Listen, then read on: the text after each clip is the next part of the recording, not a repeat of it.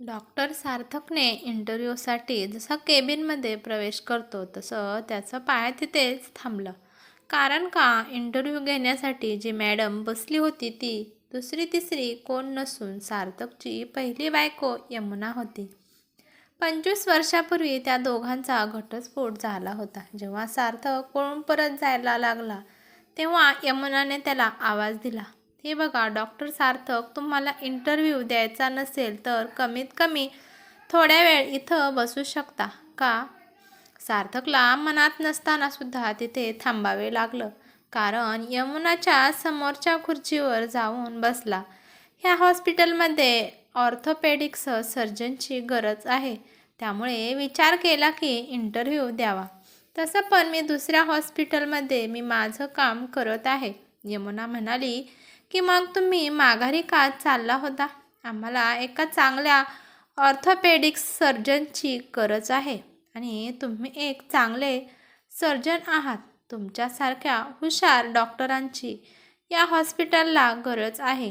Please या दवाखान्यात तुम्ही जॉईन व्हा. सार्थक हा बेरोजगार होता. तो खोटं बोलत होता की दुसऱ्या हॉस्पिटलमध्ये जॉईन आहे. सार्थक हा खूप मायाळू आणि हळवा होता. पेशंटकडे पैसे असो किंवा नसो ट्रीटमेंट करत असायचा. त्यामुळे हॉस्पिटलवाल्यांना नुकसान होत होतं. त्यामुळे त्याला कोणीच कामाला घेत नव्हतं.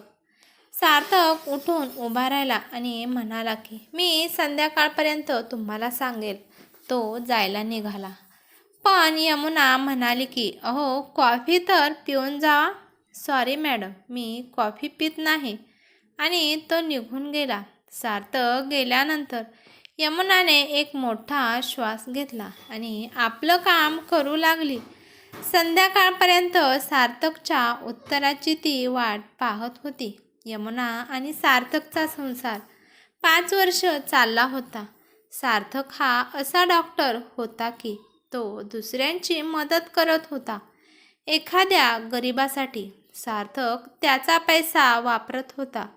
भिकाऱ्यांना तो घरी घेऊन येत होता. त्या भिकाऱ्याला खाऊ पिऊ घालून आणि नवे कपडे देऊन पाठवत होता.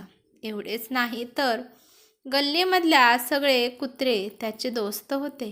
तो सगळ्या कुत्र्यांना जेवण देत होता. त्यामुळे संध्याकाळी जेव्हा सार्थक कामावरून घरी येत होता तेव्हा सगळे कुत्रे त्याला घोळका घालून बसत होते. सार्थक कधी कधी पूर्ण महिन्याचा पगार त्या गरिबांना वापरत होता. आणि नेमकं हेच यमुनाला आवडत नव्हतं. त्यामुळे त्या दोघांचं पटलं नाही आणि त्यांनी स्वखुशीने एकमेकांच्या संमतीने घटस्फोट घेतला. जेव्हा त्यांनी घटस्फोट घेतला होता तेव्हा त्यांना 2 वर्षाचा एक मुलगा होता आणि तो मुलगा यमुनापाशी राहत होता. त्यांचा मुलगा पण डॉक्टर होण्याचं शिक्षण घेत होता. यमुनाने सार्थकसोबत घटस्फोट घेतल्यानंतर डॉक्टर प्रदीपसोबत लग्न केलं होतं.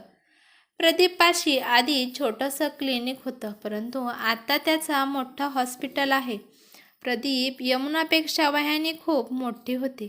त्यामुळे 2 वर्षापूर्वी पॅरेलाइस झाल्यामुळे त्यांचा मृत्यू झाला. यमुना आणि प्रदीपचं त्या दोघांचं मूलबाळ नव्हतं. आता यमुना एवढ्या मोठ्या हॉस्पिटलची मालकीण होती. यमुनापाशी पैशाची काही कमी नव्हती, परंतु तिला सुख मात्र भेटत नव्हतं. काहीतरी कुठेतरी कमी पडत आहे असं तिला नेहमी वाटत होतं. तिला सतत सार्थकची आठवण येत होती, जो माणूस आपल्यावर जीवापाड प्रेम करत होता. त्या माणसाला आपण हरवलं आहे. त्यामुळे यमुनाच्या मनात सार्थकविषयी खूप भावना दडल्या होत्या आणि तिला आता त्याचा पश्चाताप होऊ लागला की आपण सार्थकसारख्या माणसाला सोडून दिलं. यमुना अजून एकदा सार्थकच्या सोबत राहण्याचा विचार करत होती. यमुनाला माहीत नव्हतं की सार्थकने दुसरं लग्न केलं आहे का नाही. तिला फक्त एवढंच वाटत होतं की सार्थकने या हॉस्पिटलमध्ये जॉईन व्हावं. सार्थकला वाटलंच तर तो गरिबांची फुकट ट्रीटमेंट करू शकतो. संध्याकाळी जेव्हा सार्थकचा फोन यमुनाला आला नाही तर तिचं मन बेचैन होत होतं. यमुनाने इंटरव्ह्यू नावामध्ये त्याचा नंबर शोधला आणि त्याला फोन केला. डॉक्टर सार्थक, तुम्ही माझ्या प्रश्नाचे उत्तर दिलं नाही. मी तुमच्या उत्तराची वाट पाहत आहे. सार्थक म्हणाला की सॉरी मॅडम, मी तुमच्या हॉस्पिटलमध्ये काम करू शकणार नाही. यमुना म्हणाली की प्लीज नकार देऊ नका. तुमच्या म्हणण्यानुसार सगळ्या गोष्टी घडतील. तुम्ही हवं तर गरिबांची ट्रीटमेंट घ्या. हॉस्पिटलमध्ये फुकट करू शकता. तुम्हाला कोणीच काही म्हणणार नाही. प्लीज या हॉस्पिटलमध्ये जॉईन होण्यासाठी नकार नका देऊ, होकार द्या. सार्थक म्हणाला की विचार करा मॅडम, माझ्यामुळे तुमचं खूप मोठं नुकसान होईल. यमुना म्हणाली की मला काहीच फरक पडत नाही. उद्याच्याला जॉईन होणार आहे ना. सार्थक 5 मिनिट विचार करतो आणि म्हणतो की ठीक आहे, मी उद्याच्याला जॉईन होत आहे. सार्थक येण्यासाठी तयार झाला म्हणून यमुना खुश झाली. आयुष्यात काय घडेल कधी सांगता येणार नाही. ज्या यमुनाला आपला नवरा सार्थक आधी फुकटमध्ये ट्रीटमेंट केलेली आवडत नव्हतं आणि आज तिचं यमुना फुकट ट्रीटमेंट घेण्यासाठी सार्थकला सांगत आहे आणि त्यावेळेस तिला त्याचा स्वभाव आवडत नव्हता, परंतु आता तिला तो स्वभाव आज खूप आवडायला लागला होता. दुसऱ्या दिवशी सार्थकच्या आवडीची गुलाबी रंगाची साडी यमुनाने घातली आणि यमुना पण सकाळच्या वेळी लवकरच हॉस्पिटलमध्ये पोचली. सार्थक पण टाईमला हॉस्पिटलमध्ये पोचला होता आणि तो त्याचं काम करत होता. सार्थकने यमुनाकडे जास्त लक्ष दिलं नाही. हळूहळू दिवस जात होते. एक दिवस यमुना सार्थकला डिनरसाठी संध्याकाळी सार्थकला तिच्या घरी घेऊन गेली. यमुनाच्या गाडीमध्ये बसून तो यमुनाच्या एरियामध्ये गेला आणि जेव्हा यमुना गाडीमधून खाली उतरली तेव्हा गाडीच्या चारी बाजूने कुत्र्यांचा घोळका जमा झाला होता. यमुना येताना ब्रेड आणि दुधाचे पॉकेट घेऊन आली होती आणि तिने एक एक करून साऱ्या कुत्र्यांना खाऊ घातले.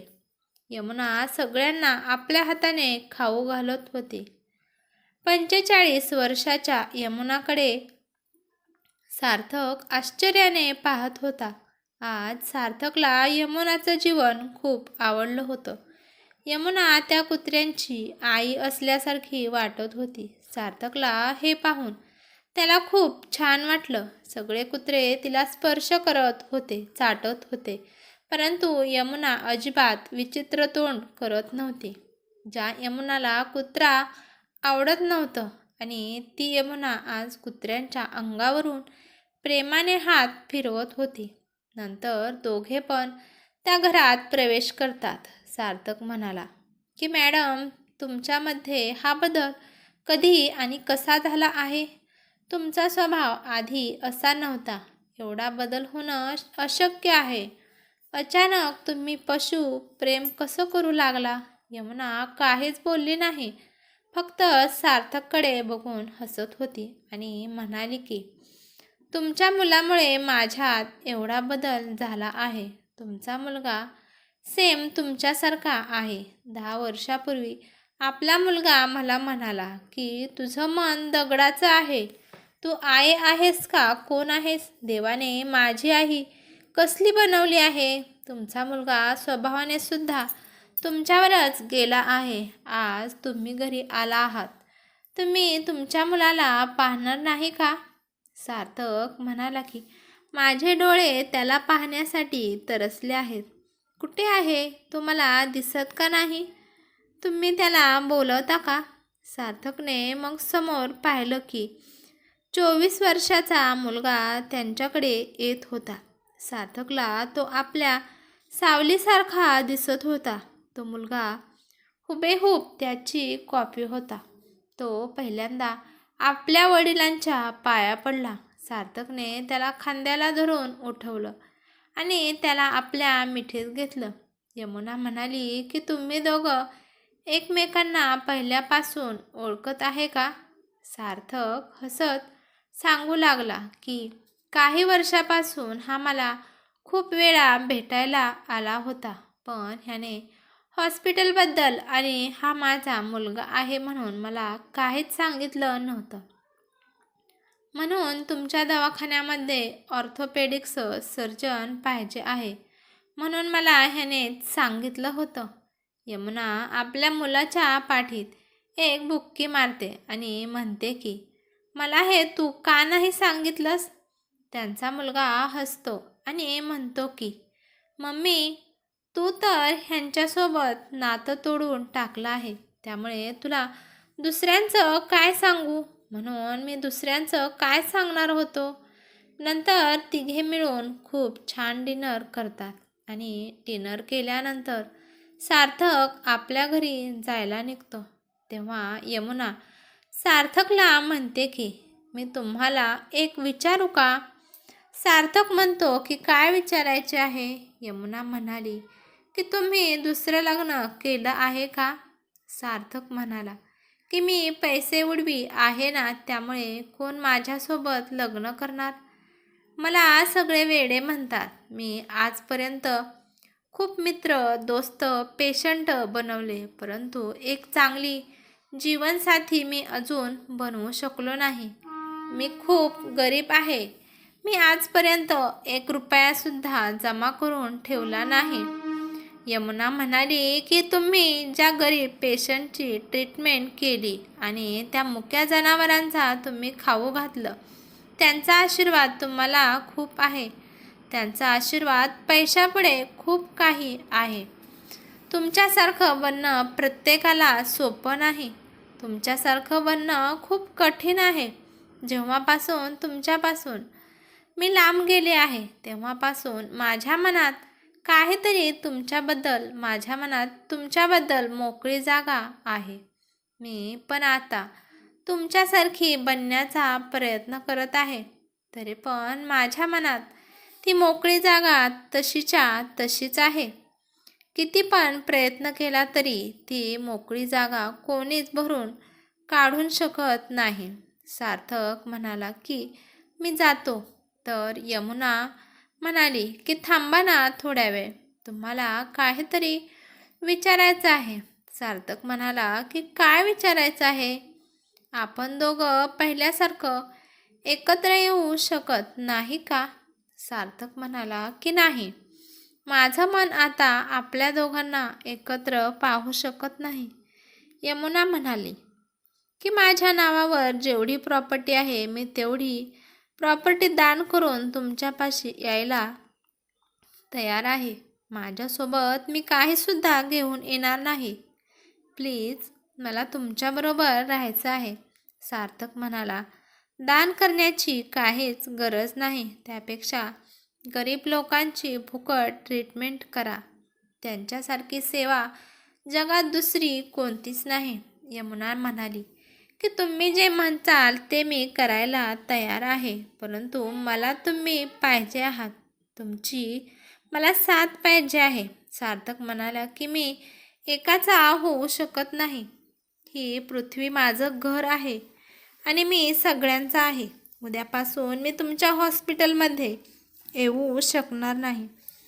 तुम्ही कोणी दुसऱ्या माणसाला माझ्या जागेवर जॉईन करू शकता.